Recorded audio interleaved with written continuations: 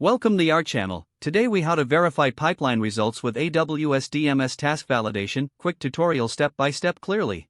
To verify pipeline results with AWS DMS task validation, start by logging into your AWS Management Console. Navigate to the AWS Database Migration Service section. Select the replication instance that you used for your migration task. On the left sidebar, click on Database Migration Tasks. Locate the migration task you want to validate. Click on the task to open its details. Within the task details, look for the Validation tab.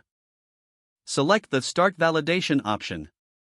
Choose the validation rule that fits your requirements. After configuring this, click the Validate button to initiate the process.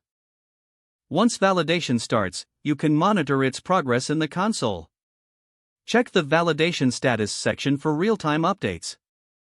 If you see issues during the validation, click on the View Reports option. This will provide insights into discrepancies found during the validation. Review the report carefully to identify any errors or warnings. If necessary, take corrective action based on the validation results.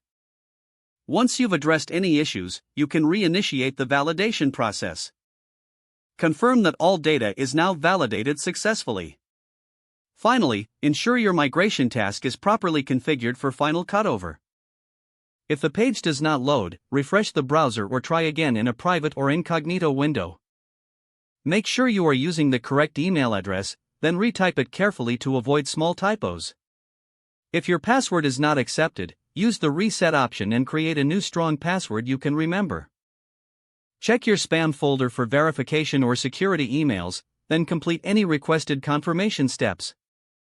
Enable two-factor authentication if available to improve account security and reduce unauthorized access risk. After signing in, review your profile details so your contact information and settings are accurate and current. If you see an error message, note it down and try again after restarting your device and internet connection.